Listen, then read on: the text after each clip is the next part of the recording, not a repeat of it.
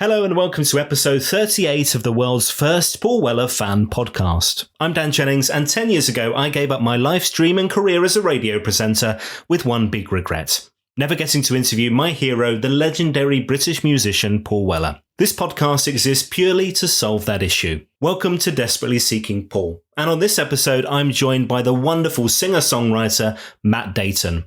Frontman for the 90s acid jazz band Mother Earth, Paul Weller's guitarist of choice, he was part of the Weller Band during the Heavy Soul Tour 1997 to 1999, and he was even Noel Gallagher's replacement in Oasis. Critically acclaimed, yet an underground secret. Who is Matt Deighton? Well, you can find out on an amazing new documentary on Sky Arts, and if you haven't heard his solo LPs, then dive in as soon as you can. Plus, check out Family Silver, a band he created with Steve White and Damon Minchella. This is going to be fun, so let's get into it. Matt Deighton, thanks for joining me. All right, Dan. This is lovely. I'm going to kick off with the documentary. Usually I ask people how they first discovered the music of Paul Weller, but we have to talk about Overshadowed, the documentary, which at the release of this podcast will be on Sky Arts. People will be able to watch it. How did that all come about? How did it come about to tell your story in that way? It wasn't planned. It wasn't a planned film, or, wasn't kind of worked out in any way. It started when I was in a band called the Family Silver, which was a band that I absolutely loved being in with Steve White and Damon Minchella. We felt there's something very special about the group. We just felt really good being in it and writing these songs, and we'd recorded Electric Blend. And my mate Chris Sheehan, who publishes me songs, but he's also a good mate, was sort of adamant that I should have some kind of short film or something out saying what I do, because it was all scattered to the four corners of the wherever. LPs coming out for a month and then disappearing and all that kind of stuff. So my mate was keen to try and close it all in. So it was all, this is what he's been up to. So it started with the filming rehearsals with the Family Silver and our first gig in Chelsea. And there was like a proper film crew and everything. And I was a bit like, oh, this is quite serious. Thought it'd just be one camera and Kevin, and no, it's like a film crew turned up, and they got the gig and they got the rehearsal and they got interviews with the three of us, and then the band sort of didn't particularly split. It didn't split up in a bad way or anything. It just sort of ran its course as far as it could go at the time, as far as records being put out. Kevin was like, said to Chris Sheehan, he said, what should we do about Matt's film? It wasn't Matt's film, it was the Family Silver film, really. And Chris said, just keep on filming. And through Richard Clark is behind the Monks Road Social Club, various artists, it would have been called in the past, I suppose, what still is. He came to the listening parties that the Family Silver were doing when we was putting out Electric Blend. He came with his lovely wife, Marketta, and he just said, would you go in the studio and do a solo record again? And I was like, not really. But then the band split up and I thought, well, I've got the solo thing left, I guess. And I got enough tunes. So without waffling on, Kevin Brown, the filmmaker, came up to Monnow Valley in Monmouth, South Wales, and filmed the making of Doubtless Dauntless, the last solo album. And then from that, started to film quite a bit. So it was over like the period of about 7 years. And we'll get on to Doubtless Dauntless and we'll take this journey to get there, because it's a remarkable album, a beautiful album, I have to say, and we'll get to that. So this is the Paul Weller Fan Podcast. I want to take you right back to the very early days, because there's a lovely bit in the documentary where your wife Claire talks about you as being a musician from his hairline to his nails on his feet. And there's a bit with you and your brother Paul recording videos, and like pop videos, because you from a ridiculously young age you kind of created this band like 7 years old or something, and then you're like miming into your own songs and stuff. It's wonderful, I have to say. So music was like a big passion from day one, almost, right? Yes, right from the day one, when our Uncle John bought us a Spanish guitar each, which we sort of played Buzzcocks songs like Fast Cars, moving away from the pulse beat and stuff like that. We had the advantage of having an older cousin, Wayne. We still have an older cousin, Wayne Tracy, who was in the first punk band in Maidstone. So this is about 76, 77. And I was about 9, 10. My brother's a couple of years older. And he would have all the punk singles. So and Monochrome Set and Wire and all these kind of bands that we like. And we just wanted to be in a group from as soon as we got given these guitars. And, we were always sort of taking pictures of each other being stupid. It was just like it's something to do after school, really. Me and my brother, we've never argued or anything. We've just always got on and met in the middle with vinyl and records and stuff. And so we did loads of weird named bands, like a psychedelic group called called the St. Paul's Possibility. It was a psychedelic group we did. It did only, as far as the bedroom went. We didn't go any further than our bedrooms, but we'd make up pretend band names. I think it's sort of common a little bit.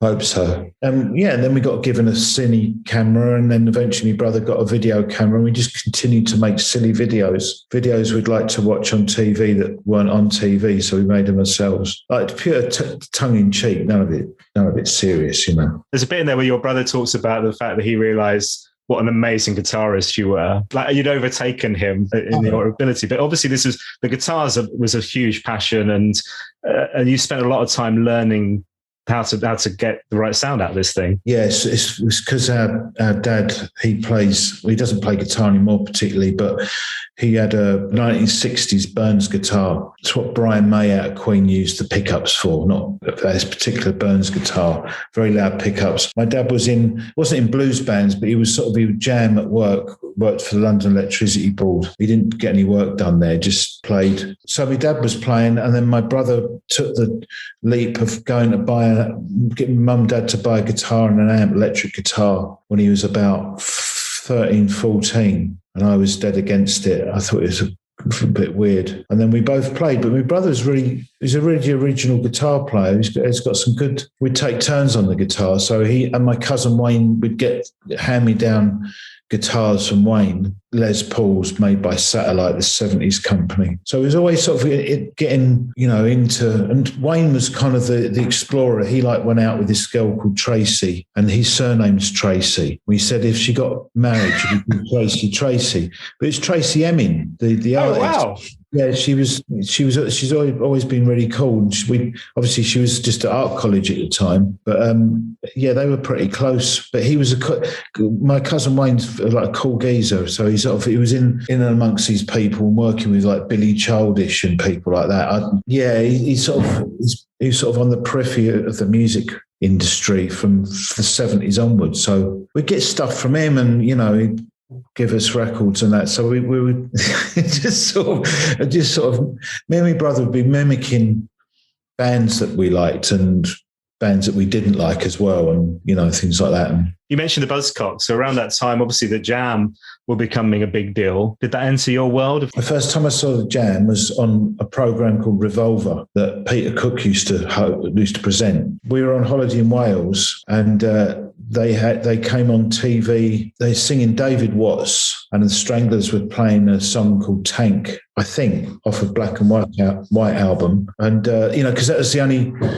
It's a bit like now the only TV. I know the internet's sort of far-reaching, so it's better. But as far as TV goes, it's only Jules Holland for the past 30-odd years, which is fair enough. But there used to be like loads of music programs. So that was, Revolver was on at the time, 78, 79. And so we went out and got that. So you had to think about what single you were going to buy because it cost you pocket money. So we got David Watts. I think it was the A-Bomb in Wardour Street. Double A side, wasn't it? Yeah, A-Bomb. Yeah.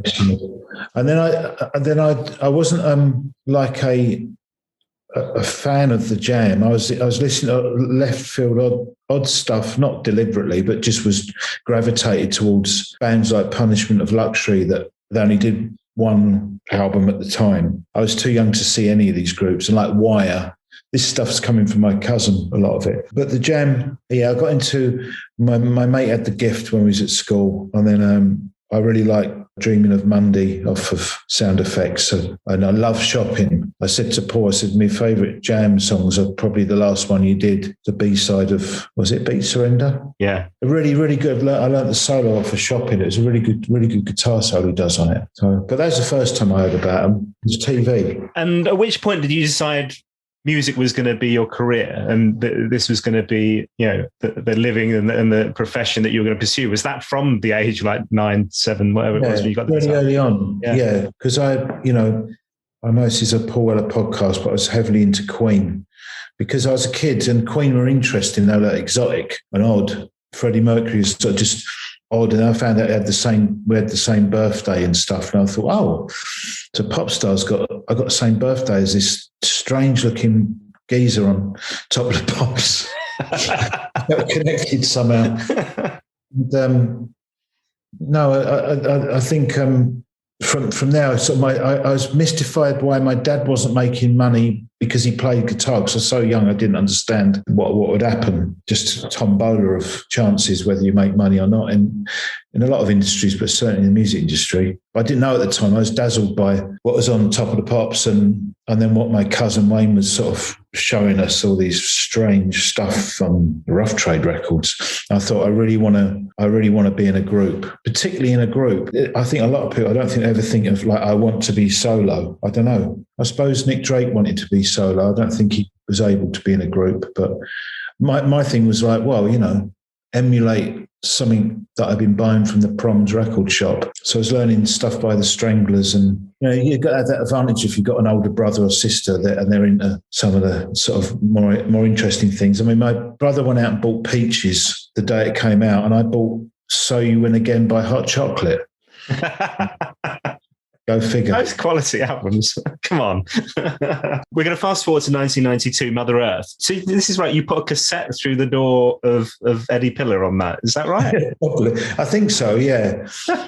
Yeah, I think so. Me and my mate Dave Ross, he's on Wake Up the Moths album I did. I've known him since I was about 15. We've known each other since we were 15. And as far as doing music goes and stuff. So we looked in the Yellow Pages in Woodford in Essex for record companies, like, because we didn't have a car, so it'd have to be a walking distance situation. and there was this acid jazz. It said acid jazz, Eagle Terrace, Woodford Green, Essex. We're like, oh, it's a bit of a weird name for a label, but we've taken acid, but we don't mind jazz. But I don't know if they deal in any of this. So we played them some weird sort of instrumental stuff. I'd save up money shelf filling on a Saturday and during the week, and we'd go to a demo studio, because there were no laptops or anything like that. So you just had to go to a studio, which is brilliant. I'm glad there weren't any laptops at the time. It was like for the committed and for the insane, really, to go to a demo studio. So we played this demo that I called Education. That's sort of like a take 5, doom dun ga-dun, doom dun ga-dun, doom dun ga-dun sort of thing on the bass. My mate was playing drums. Knocked on the door of this terraced house, and Bunny answered it, who would eventually go on to being catalyst for Mother Earth. Without him, we wouldn't have the name or anything. And he was staying at Ed's, and Ed was with his wife Melanie. I suppose Ed would have been about 24, maybe 25, possibly. And they had record decks out, and they were drinking, and they were just having a little in-house party, and Ed and Bunny got their box of 7-inch singles out with Betty Davis and all this kind of rare stuff. And they said, it's a bit like the Small Faces, this track you've played us, which it wasn't. It was nothing like it. It was like nowhere near like that. And they didn't really find they could find a home for it. So we just hung out for a bit and then left, didn't think anything of it. And then it was in the back of my head after that. It's like, well, what stuff do they put out? I got to know acid jazz via, eventually through another way of so the studio we recorded at. Tona Debrett, she's in the Rock and Roll Swindle, was the singing tutor that taught or tried to teach John Lamont. Her son ran a studio in Tottenham Hale. And that was a demo studio that was nearby. That was a cab journey or a bus journey. It was one of the ones me and my mate Dave would use. And then me and Chris White, I knew Chris White through his sister. Well, I went out with his sister for a bit. And he was in the Kick, this sort of mod band on Eddie Pillar's Countdown Records, which is like a mod imprint. And they were doing a song called I Can't Let Go, Holly's track. And Chris White, who's a good singer, really. He doesn't sing now, but he sung all the harmonies and the lead vocal. And me and him would get quite messed up on a Friday night, listen to the Byrds and Hendrix and this weird album called White Noise Electric Storm, and other stuff, and we'd imbibe certain things we shouldn't have, and go to the studio the next day and come out with mainly everything was on echo. But the Brett studio was where I was recording with my mate Dave on a Saturday there. Then on a Sunday it might be with Chris White, and then Chris came over one day and said, do you want to be in this thing called Mother Earth? He said, the geezer called Bunny's doing it. He's my old mate from school. And then Bunny came over and said, I recognise you from, last year or whenever it was when I came over with this weird demo. And they said they were looking for a guitarist. And I said, I've got a wah-wah pedal. Does that help? But not the guitar, just got the wah-wah pedal. I had the wah-wah pedal for psychedelic reasons. And me and Chris White were doing this band called the Indoor Motors that some people have heard and really like, but I suppose we could put it out one day. It was like 1990, and I'd left the Wolfhounds. That was the band I was in when I was about 21 the year before. It was like an indie band. I wasn't sure what it was about, but that's how I got to know Andy Golding, who's in the film, who's I've known for years. He's got his album out today, actually, Dragon Welding. Lights Behind the Eyes, really good LP. But I digress anyway. You only asked one question. That was a great answer. Eddie talks about you being the missing piece of the jigsaw for that band, and the People Tree is it's a remarkable record. And Paul Weller actually talks about how cool you look and what a creative time it was. And in terms of how cool you look, there's a wonderful bit of you talking about the facial hair. So people who remember this band, and actually when you were playing with Weller, there's a bit I think you're talking about the fact that you look like a Mexican guy. That was all by like a complete accident, the facial hair, yeah? It's done as a joke. Done as a dare, or like a dare, I suppose, in a way. I mean, we wanted to be happy with what we had, but me and my brother went to Swanage in Dorset. We both had beards.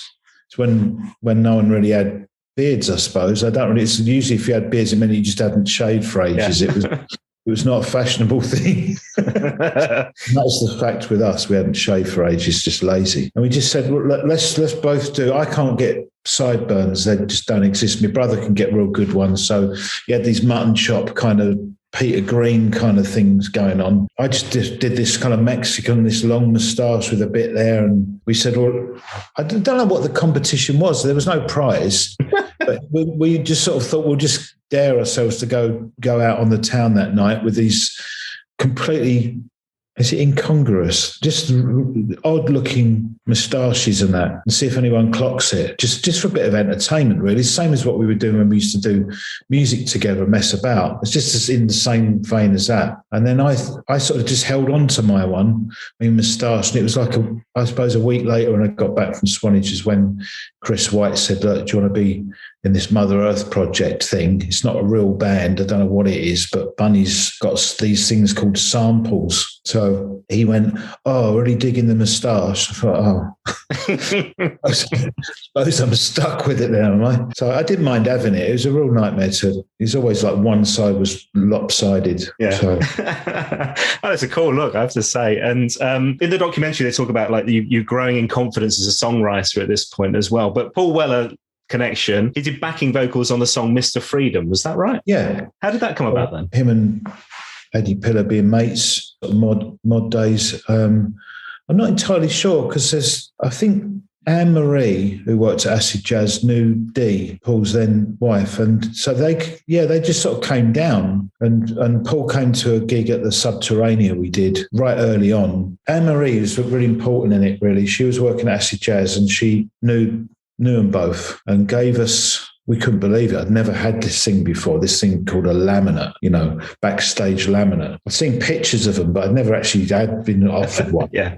And it was when Paul was coming back playing, like we saw him at the Mean Fiddler. He'd just put his first album out, debut, like solo thing. So I think Mick might have been playing on it. He was there, Mick Talbot. They were like 3 gigs, I think. So we sort of got to know him from that. And he came to one of our gigs around the same time. And then he came down to the studio and then he just dropped by now and again. I don't think he lived too near, but I think he was in over West London somewhere. He just popped in and because he's so easy to get on with, it wasn't a problem to have someone you kind of recognised off the TV or, I'd had records by here and there and mates had records by. So he just really liked Mr. Freedom. So we just said, well, do you want to do a bit of vocals on it? And that's sort of how it happened. He played harmonica on, what was it?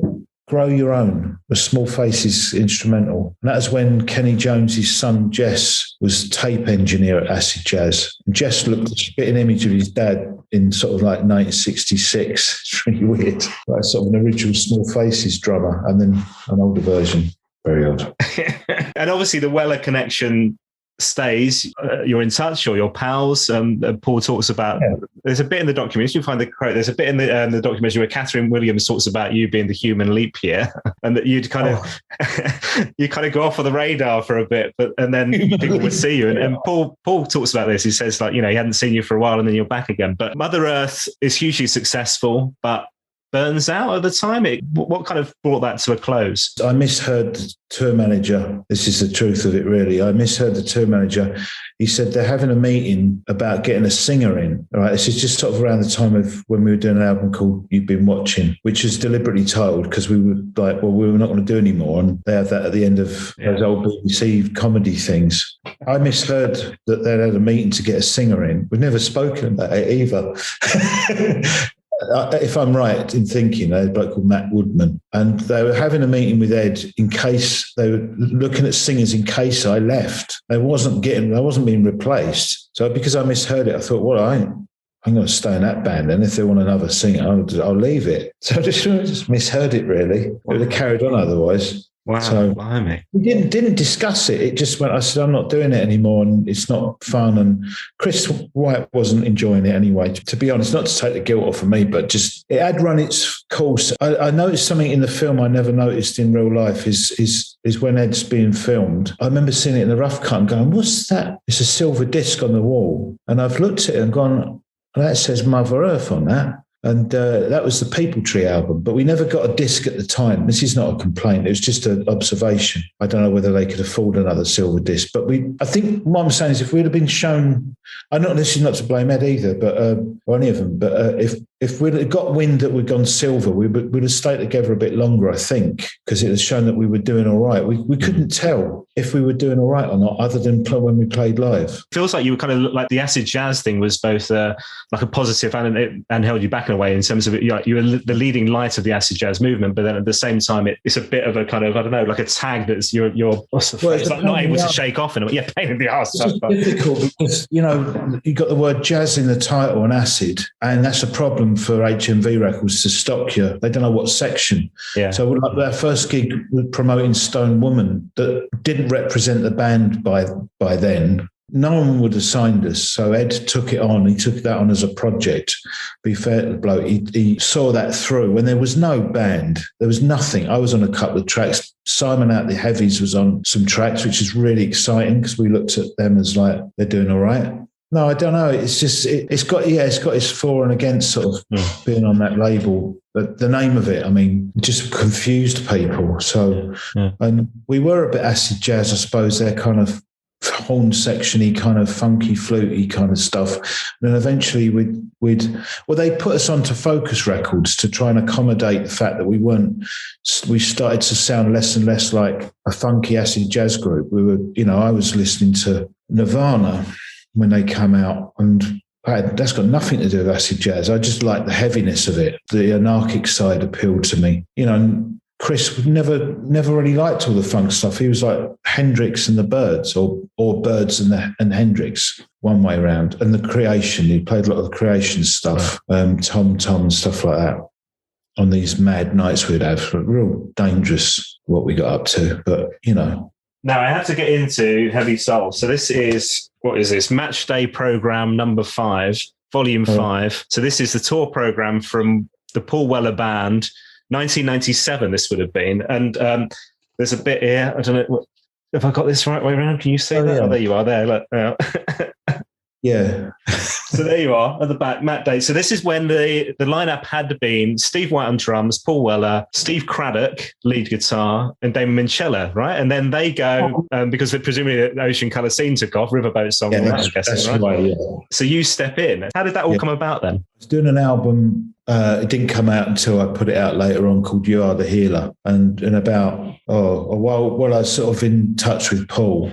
And he was going to be on it. It was my second solo album. He was going to come down to the studio and sing on it or play a bit of guitar, because we sort of just kept in touch. I was still in Mother Earth slightly. I think I split up while I was at the studio I remember ringing Neil on that. But I got asked, I think, because I was just in touch with Paul, really, and I'd just fallen out with the record label for a pretty good reason, and was like, right, well, I won't be doing Mother Earth, I won't be doing solo stuff, I'm not going to be doing anything. And then I got a call from Paul going, do you want to come join us for this thing we're doing at Wall Hall called Heavy Soul?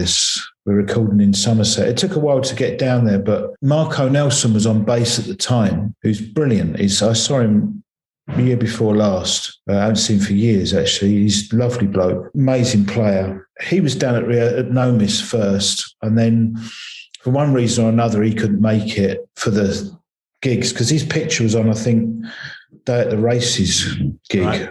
I'm not sure if he played it or not. He might have, but we got Yolanda back in. I think she'd been in before.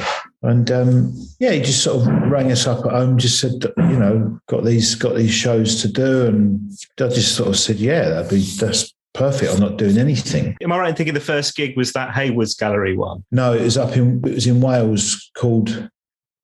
I've got a video of it somewhere. The Big Noise Festival. That's it, the Big Noise. Yeah. Right. Yeah, that's a big old crowd to start with on gig number one, isn't it? Yeah, it was quite big. It was some of the gigs Mother Earth had done abroad that we'd do Weller would be playing at, and that was an inkling that Mother Earth had done well. And so I started to put two and two together that we must have done all right. I mean, I knew we were doing all right, but record sales we were never told about. But so when I was working with Paul, I started to see these places again and thought, we played there. But the Big Noise Festival was great because they were filming it. So it's really practical wise. It's handy for me to see it and see if I'd done all right or what it looked like. And but we had like very intense, amazing rehearsals with Paul. I doubt if they're any different now, where he'd do a gig really in a rehearsal room. There'd be no difference. You were either playing music or you weren't. There was no, we're just rehearsing music. You're either playing it, which means full on, or we're having a cup of tea and a cigarette.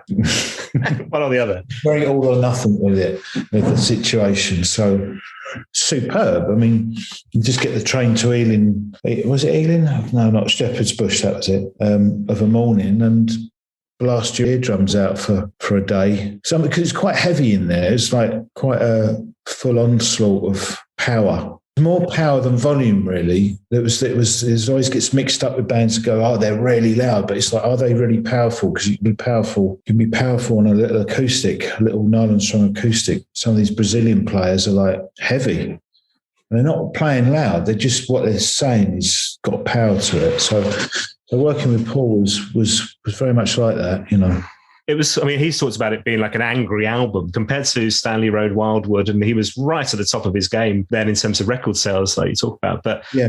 Peacock Suit, Heavy Soul, Mermaids, it's a very live sounding album in the first place. And yeah. I remember seeing you guys at Cheltenham Town Hall was the gig that came round for me.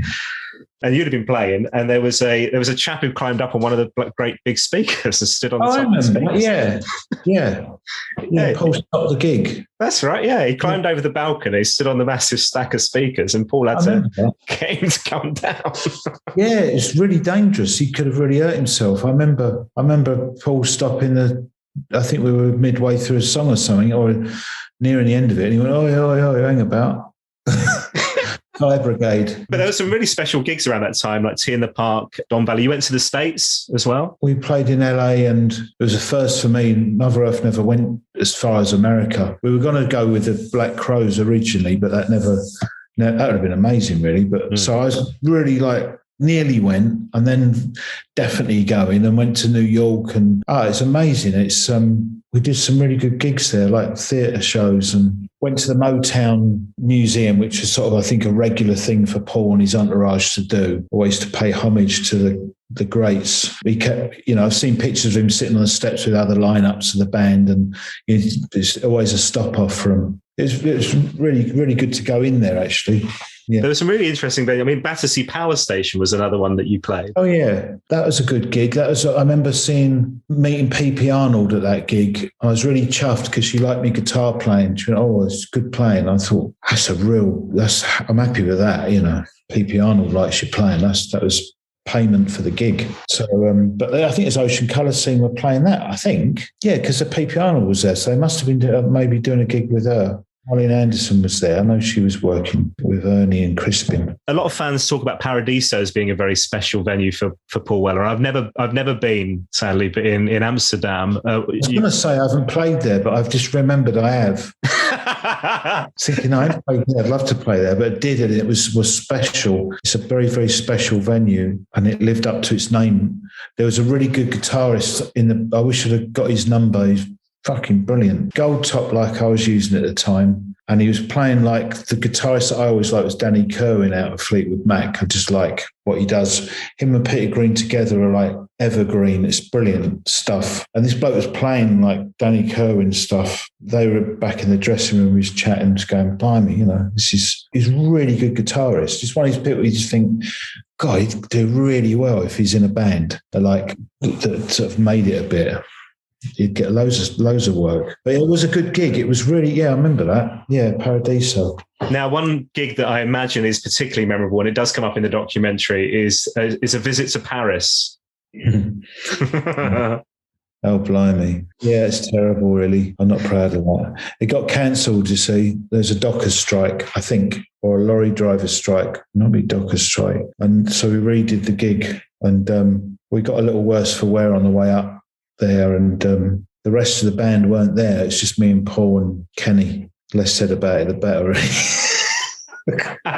Paul says enough about it in the film. He does. So essentially, there was, I don't know who started it. I think Paul suggested you did. It was accidental. It was started at the bar a little bit, and then we went upstairs, and we hadn't checked into the rooms, and my bag swung round and knocked a picture off the hallway wall, like complete accident.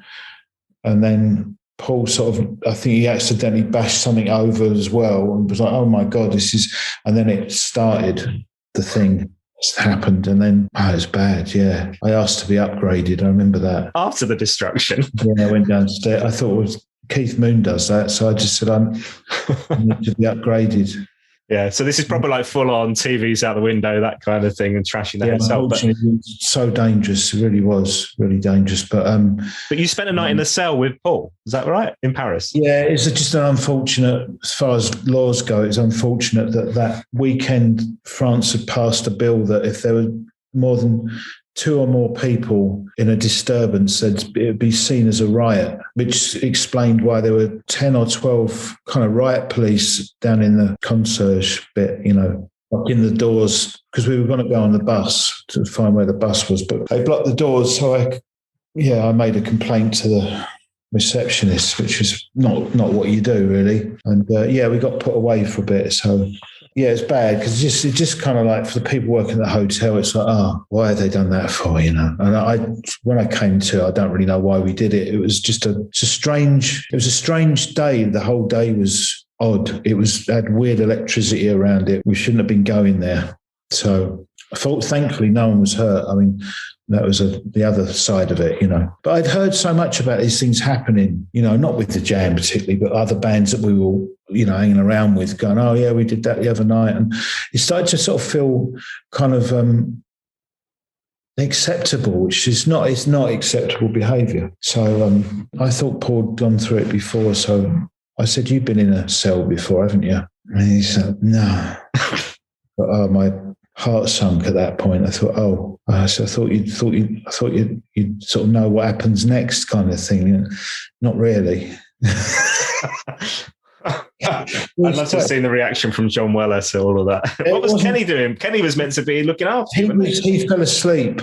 Oh, right. So he fell asleep at the bar. That's what happened. And it was a bit like, well, stop us. See if anyone can stop us. I don't know. It wasn't done. The overall thing was, it was done. As I say, hard to sort of, it's not to excuse it, but it was done we were laughing our heads off a lot, in a drunken, merry, mad, anarchic way. And it ended up really bad. But, John had to come out. He was supposed to come out for a couple of days, I think, and he had some appointments he had to keep. And it was he didn't want it. He didn't want that to happen. I think, if anything, I was surprised I wasn't sacked there and then. You played with the band until 1999, and then a little gap, but then you became Noel Gallagher in Oasis. This is when Noel quit mid-tour, the summer of 2000, I think. Was that right? May the 24th. I remember. Well, that was the gig I did in Dublin, I think. And then this thing happened very quickly, quite out of the blue. I was going to be working with Paul, but I was in a really funny state back then. I don't drink anymore now and stuff like that, just have a cup of coffee or whatever. But at the time I wasn't drinking just coffee, I wasn't smoking just Benson and Edges or whatever. So I was was a bit of not a tricky person. I was like easy to get along with, but I was a bit mind altered a lot of the time. So Paul asked me to play at the Royal Albert Hall, I think. And I made some, I think, quite very unreasonable demands at the time, I think. And that went downhill. And then I got a call from Ignition Management. So I kind of had a rough idea. I only knew that they did Oasis. I didn't know they did other acts at the time. That was thanks to Paul and thanks to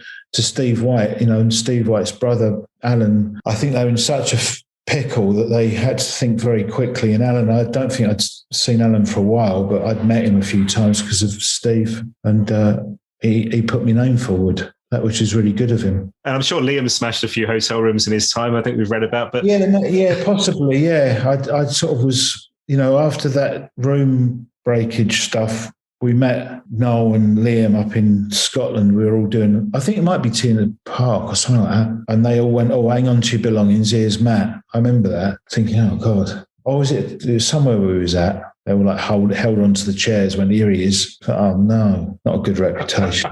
So I ended up playing guitar for Oasis for a few months, which is good. I mean, what an experience. I mean, those songs and the Weller songs, such quality, aren't they? It's an incredible experience. Yeah, they really test out the guitar.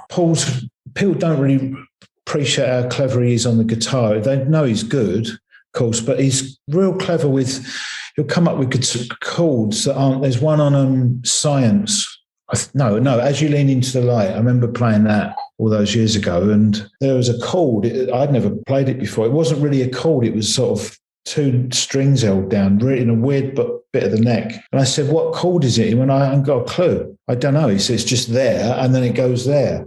And it's like, which is right up my street because I sort of play by ear. I know the names of chords, most of them, and Paul's the same. And just I love that about his playing. He just makes stuff up, no boundaries on it. So constantly pushing forward and trying new things. Always, yeah. The next album sounds different to the previous one. It's remarkable, really. And I was looking through, and I've heard Solo Career, but I was struggling to work out the order of the albums because, and I've got it now, I think, but they're a mess. Yeah. But there's what's called the Lost LP, which is the Common Good, which Paul plays on. And you mentioned Marco Nelson, Steve White, Mick Talbot, and we'll come on to them more in a sec as well. But it was, originally released on like a limited run and then disappeared? It got recorded around sort of tours and working with Paul and Oasis, and then I had this album. It was sitting there. I wasn't on the old record label anymore. I'd fallen out with that lot for various reasons, record label reasons, the usual stuff, really. It was really boring. I had the Common Good album, and then Noel rang us because I gave him a copy of it. I thought it might be up his street because it's electric and stuff, and I was really proud of it. And then he rang up and he said, I really like the album. I wouldn't mind putting it out on Big Brother Records. He loved it as well, and I sort of got why he liked it. Paul's playing's really good on it. And then one reason or another, that didn't happen. Maybe 4 months went by and I just sort of knew a friend of mine who knew some small record labels, and it was a back catalogue record label. It was in Hackney, and it was real. I didn't investigate it thoroughly enough and gave them this album, and then they went bankrupt within about a month of it being out, if that. Copies got either destroyed or shipped off somewhere on the cheap and just disappeared. It was out. It managed, I think, to get one review or a couple of reviews, and then it was gone. But I mean, it took a long time and a lot of love to put together for it to just appear for a week. But I was kind of used to it by then, not in a miserable way of like, oh, well, nothing's ever going to happen. I just thought this is a very hard time of the year. This is like the early 2000s, and I don't know what I'm doing. And, you put a record out and there's so much more to it than putting a record out. That's all well and good. We can all have boxes of CDs in our front room. It's just where they go after that and who gets hold of them. And they could be amazing LPs, but it don't really matter if you can't put them in a shop. No one's going to know. It happens all the time. To try and find out what albums I've done is a bit of a task, really. Not intentionally, it's just how it's been. I mean, the good thing is they're about to be released on vinyl. You can pre-order the 5 now, which is brilliant. And Chris Difford's been on the podcast, was on the podcast a few weeks back. So one of your albums was recorded at Heliocentrics, another link to Weller in the sense that he recorded his album there and named his album after that. But Chris Difford wrote the lyrics and you worked together on that. But that was recorded way back in 2003 and then released 4 years ago? Yeah. I was doing 2 albums at once. I knew I was making the album with Chris Difford because we were writing together. I'd go down to his place when he lived down near Rye. I had so many songs because I wasn't on a record label, just a load of them sort of going nowhere. So we recorded that album. That was all on tape. There was nothing digital about it. It went from the tape to the cutting head to the lacquer, non-digital album. And it sounds great.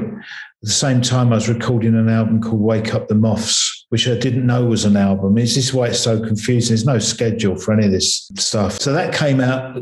Wake Up the Moths came out in 2003, I think. Kids Still Feelings went on the back burner for the next decade because I wasn't sure about it. I thought I didn't sing very well on it, and I was in a bit of a bad way by that point, really. I was drinking absinthe, not all the time, but I remember having it at the studio just in the hope it might lead to other visions. And I just thought I wasn't really on top of me game, really, when I was recording it. I didn't feel I was until the passing of time and Richard Clark at Monk's Road going, have you got any albums you want to put out? And I said, I've got one with Chris Difford. And he's like, what are you doing with that in your back pocket? And I said, I don't really know whether it's right or wrong. I don't know. Not sure about my vocals on it. Chris talks about it being an album of divorce and the fact you were both going through similar things. It was horrible. I mean, it's heartbreaking. Like if you listen to the lyrics and stuff, I mean, it's a lovely thing, but you have this knack of just writing a song that gets right to your like boom. And the latest album, Doubtless Dauntless, and that's the one we see being recorded in the documentary, and you're reunited with Steve White amongst others. Bloody hell, these songs, where do these songs come from? It's incredible. From this hand, that hand. That brain. Yeah. I don't know if the year's been difficult for various reasons for everyone, just not being able to shake hands or I mean, I kind of have, and I probably shouldn't have, and there's some people that don't mind it, and I've given the odd person a hug and forgotten, as we do, it's second nature, I hadn't played guitar for ages, like months. My fingertips got soft and it was like I was back to being 11 again with my hands. They were just like, they're going to hurt when I play guitar, but they didn't, fortunately. Yeah, those sort of tunes come out with, I just come up with one yesterday. I'm writing with Dr. Robert. He's doing the Monk's Road Various Artists album for this year. I think in theory, I'm supposed to be flying out to record it in Spain, in this place, which is lovely. It's in the film, actually. It's a place in the film. It's like, yeah, you have this trip to Spain in the film where you venture out there, yeah. Yeah, just with me and my daughter Romy recording for Monk's Road Social Club, which I think came out last year. Obviously, there was going to be a gig around it and stuff, but it didn't happen. Yeah, this is a song for the next LP. So Robert sent me it, and it's the first thing I've recorded in about 5 months, I think. So just a demo, which was good because I remembered how to do it all. I was worried I'd forgotten. Don't know why, but We should touch on Family Silver as well. So a lot of people, I mentioned the fact that we were chatting on Twitter, and so many people kind of came back about Family Silver and what a special thing it was for them. So this was you, Steve White, Damon Minchella from Ocean Colour Scene and Paul Weller's band. Am I right in thinking it was born out of like leftover Mother Earth songs? A lot of songs from Damon as well, with projects he'd done in the past where they were just stockpiled, like Give Up Your Tears and broken windows were completely different things to be playing on, and really challenging and joyous. And the songs, which is sort of the rest of the album, I suppose, is stuff that I'd written for Mother Earth, which we're going to do, I can't think what label, but we were going to do a venture out as Mother Earth, like the four of us again, and never happened, basically. It was just totally impractical. Bearing in mind, Neil lives in Melbourne and Bryn lives in Tokyo now, so it's just like impossible, wouldn't happen. It's why there's a new lineup of it. It's not any slight on anyone, it's just like fancy doing it, be good to do. So the Family Silver was, it was like Mother Earth songs I'd got ready that didn't happen, and just put them to use. And we got the album done. We had a couple of days rehearsal in Manchester, in Salford, and then we went in and did them properly with Gaz Vaughan Hadfield, I think is his name. Really, really good engineer, lovely bloke. And it's where Elbow got all their main gear and everything. So you'd see them, they're really nice. They're kind of like help you with your amplifier and stuff. Like not affected by success or anything, just down to earth geezers. It's really nice, to see him just acting nice, But so we did that album, and we had a lot of high hopes for it. I just thought it's one of the best things I've been on to do with anything. It's just like I loved it, and you're playing with that rhythm section. You got to behave yourself and play as best as you can. It's so we recorded it and raised a lot of money for pressing it up, and went on the pledge campaign. There was a couple that invested a lot of money in it, just went, have it. We just want you to do an album. It was like the generosity was unbelievable, really. And we did those few gigs, but we had a tour ready of O2 academies, and for one reason or another they had cold feet. They said not selling enough tickets, so we're gonna pull the tour. It wasn't a long tour, it was only like five or six gigs. It was a minute tour, but would have helped. And we were just about to do a second album, so I'd be happy to sort of finish it off at some point and put it out, because it's got one of my favourite songs on it. And you mentioned the documentary coming out of those sessions and that gig it's Under the Bridge, isn't it, in Chelsea, the gig that's been Under the Bridge, that's it. And talking about this song Overshadowed, which is also the name of the documentary, which is just clearly a very, very special song. But talk about to write happy songs, you have to go to the darkness is a phrase from, I think, from Damon Minchella. Paul talks about this actually in the documentary as well, like music being a therapy. That clearly means the same to you as well. You talk about when you've had your low points, the electric guitar and getting back on the guitar helps you out of that, right? Yeah, as an example, I had Nick Drake's albums, like original first issue mint things, which were 20 quid at the time. They weren't this silly craziness now. I understand why, though, because he's good. But I sold them all and bought a couple of Gibsons instead. I just had enough of listening to this bloke who's not well. On Pink Moon, he's not. Nick Drake ain't a well bloke. And when I was working with Beverly Martyn for a while, and she sort of humanised him as well and just said, he's my mate. I lost my mate. That's the way I see it. It's because he used to hang out with her and John. So I sold the Nick Drake albums to get a Les Paul because they were worth that much in the end. It's like a musical therapy. Instead of listening to someone else's, not say pain, because that's not the right word with him, very, very melancholy stuff. And I just wanted to do some positive stuff. I was listening to a lot of James Brown, and James Brown, I don't think there's one song that's particularly melancholy. He doesn't really, even when he does them, he shouts his head off at the end and goes crazy. So I was listening to a lot of that, and it was with Damon and Steve, it's the most positive thing to do as well, is to come out of hiding, really, from. So it's not a dangerous thing, music, but some people warn it as like it's a dangerous thing. Be careful when you do music. It's like it's enjoyable. I hope in stuff that I've done that's melancholy, it don't put anyone in agony. You don't want to burden people with a minor key. If you can help it. But it's got to have something positive to it, even the sort of the sad ones have got a sort of thing to them, I suppose. And each album I've done, I've sort of taken them seriously, even though, I've had to re-listen to them very, very closely because they've been remastered from original tapes, gone right back to what we've had and dragged it all out of cupboards and everywhere and remade these albums again from, bit by bit, because they were all scattered in the first place, the master tapes. Managed to get them all together. So I had to listen closely to them, and I'm proud of them all, but I really like Doubtless Dauntless because it's not too long as well. It doesn't get on your back. It doesn't get on my back when I listen to it. And the late John Dent, who used to cut a lot of stuff for Island Records, really good bloke. He died 2 or 3 years ago now. Well, it's just after Kids Still Feeling, so 2016, 2017. I asked him what's a good cutting time per side of a vinyl. What's the high fidelity quality?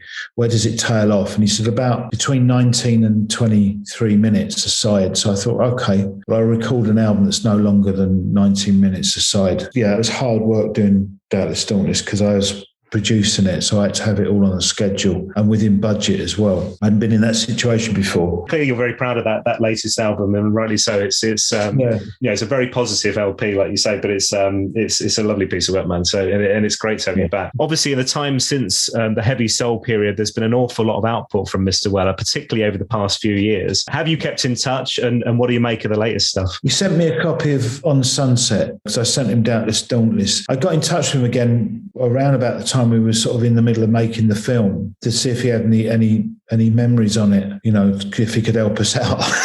Yeah, fair enough. remember things. And so I was sort of back on the phone with him after a long while, really. I just sort of lost touch with most people. I just got married to Claire and we moved up to Wales, and I just sort of ticked along very quietly. So I think on Sunset, I haven't got a particular, there's Mirrorball, I think, from Sunset. There was another track, and I can't think what it is now, but I like the sound of the overall sound of the album anyway on Sunset. But I haven't heard Fat Pop, other than I caught him on TV on the Jonathan Ross show with Leah.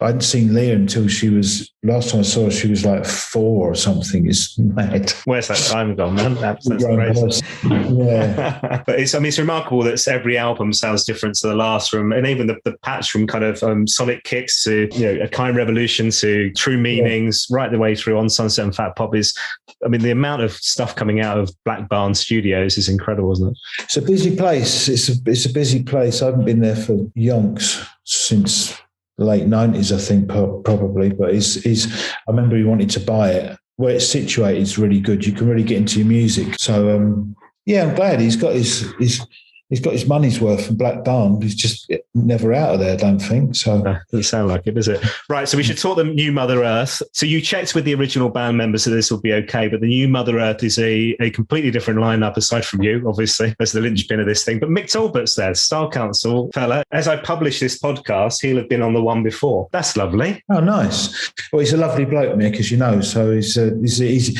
very easy to get on with. Got no ego. He's just into the music. This sort of time of our lives, you want people that are into the music and not into their bullshit. So it's everyone, Ernie McCone on bass and Crispin drums and Celine Fleming on vocals as well, and Mick playing some great things. So when I got in touch with Bryn, because he'd moved to Tokyo where his wife's from, because she wanted to see her parents again, because they're getting on.